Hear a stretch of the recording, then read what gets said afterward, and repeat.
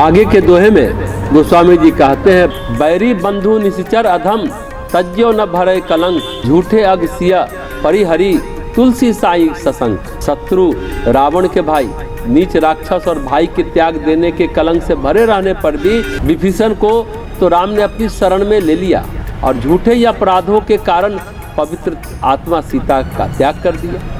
तुलसीदास जी के स्वामी श्री रामचंद्र जी बड़े ही सावधान हैं। लीला व्यवहार में अपने अंदर किसी प्रकार का दोष नहीं आने देते। वे अपने को कष्ट दे सकते हैं। सीता तो उनकी अपनी थी, सीता जी अलग नहीं थी।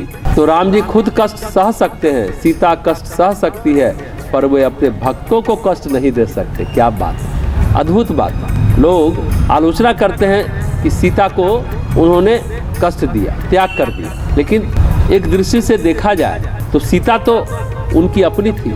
कष्ट तो दिया, लेकिन अपनों को कष्ट दिया।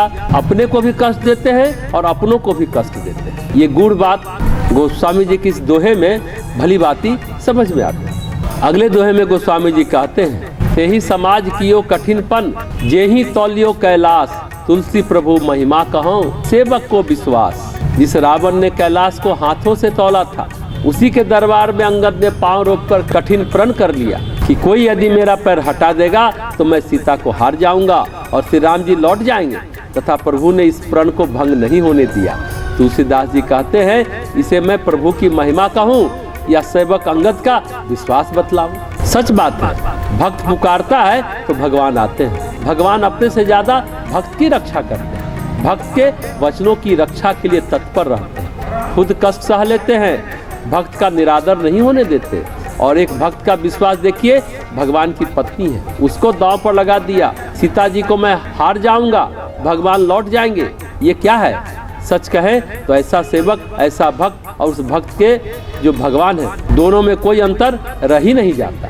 भक्त और भगवान एक हो गए हैं, मिल गए हैं। गोस्वामी जी कहते हैं, भक्त की सेवा कहें या भगवान की महिमा कहें, दोनों को एकाकार होते हुए रावण के दरबार में अंगद के प्रण के समय देखा जा सकता है। अगले दोहे में कहते हैं, सभा सभासद निरखी पट, पकड़ी उठायो हाथ, तुलसी कियो इगा रहो बसन बेस जदुनाथ। जिस समय द्रौपदी ने सभा की और सभासदों की ओर देखकर किसी से भी रक्षा की आशा न समझकर एक हाथ से अपनी साड़ी को पकड़ा और दूसरे हाथ को ऊंचा करके भगवान को पुकारा। गोस्वामी जी कहते हैं, उसी समय यादवपति भगवान श्री कृष्ण ने 11वां वस्त्रावतार धारण कर लिया। 10 अवतार भगवान के प्रसिद्ध हैं, यह 11वां अवतार जिसे वस्त्रावतार का। द्रौपदी ने 3 बार पुकारा, हे कृष्ण, हे यादव, हे द्वारिकापति। तो आगे तुलसीदास जी कहते हैं, त्राही तिनी कहियो द्रौपदी, तुलसी राज समाज, प्रथम बढ़े पट बिया विकल, चहत चकित निज काज।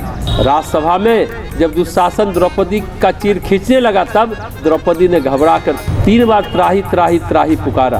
पहली त्राही कहते ही वस्त्र बढ़ गया, दूसरी में भगवान व्याकुल हो उठे कि द्रौपदी को सताने वालों के लिए अब क्या किया जाए, और तीसरे में चकित होकर अपने दुष्ट संहार रूपी कार्य की इच्छा करने लगे। अर्थात दुशासन आदि कौरवों के संहार का निश्चय कर लिया। अर्थात भक्त की सच्चे मन से की हुई एक भी पुकार व्यर्थ नहीं जाती। द्रौपदी घबरा कर 3 बार त्राहिमाम त्राहिमाम त्राहिमाम पुकारा।